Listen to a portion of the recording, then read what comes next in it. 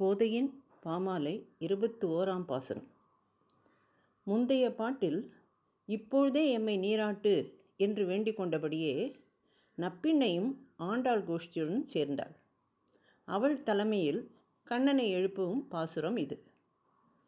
ஏற்ற கலங்கள் எதிர்பொங்கி மீது அளிப்ப மாற்றாதே பால் சொரியும் வள்ளல் பெரும் பசுக்கள் ஆற்றப்படைத்தான் மகனே அறிவுராய் ஊற்றமுடையாய் பெரியாய் உலகினில் தோற்றமாய் நின்ற சுடரே துயிலெழாய் மாற்றார் உனக்கு வலி தொலைந்து உன் வாசற்கண் ஆற்றாது வந்து உன் அடி பணிமா போலே போற்றி யாம் வந்தோம் புகழ்ந்தேலோர் எம்பாவாய்.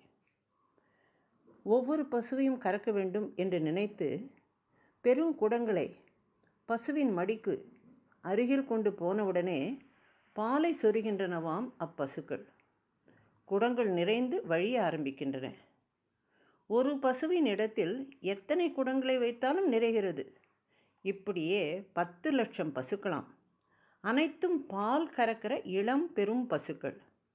அப்படிப்பட்ட பால் செல்வத்தை உடைய மகாராஜனான நந்தகோபனுடைய மகன் நீ.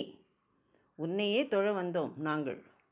இந்த அவதாரத்தில் ஒரு நாள் பார்த்தால் முன்தினம் பார்த்த கண்ணனா இவன் என்று பிரமிக்கும்படியான அபாரமான தேஜஸை உடையவனாக தோற்றமாய் நின்ற பரஞ்சுடராக இருக்கிறாய்.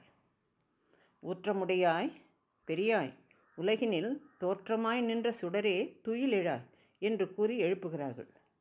நல்ல குணங்களுக்கு பிறப்பிடமாய் இருப்பவனே பெரியவனே எழுந்திராய். நீ நிஜமான இடையன் அல்ல, வேஷம் பூண்ட இடையன். மாடு மேய்ப்பவன் அல்ல, மாடுகள் உன்னை மேய்க்கின்றன.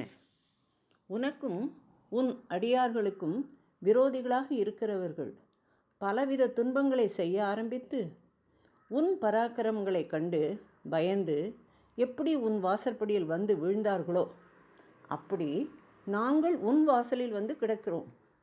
அப்படி என்றால் விரோதிகளைப் போல் பயந்து கொண்டா வந்தீர்கள் என கண்ணன் கேட்க, அம்மாதிரி பயமில்லை, எங்கள் நோன்புக்கு யாராலும் இடையூறு வந்துவிடக்கூடாதே என்ற எண்ணம் தந்த அச்சத்தால் வந்து நின்றோம். நீ எங்களை ரட்சிக்க வேண்டும், எங்கள் பாபங்கள் தொலைய வேண்டும் என்ற எண்ணத்தோடு வந்தோம். உன்னை யமுனைக்கு அழைத்துச் சென்று பாரோர் புகழ பூஜை செய்து பரிசுத்தர்களாக வேண்டும் என்றார்கள். ஆண்டாள் எம்பெருமானார் திருவடிகளே சரணம்.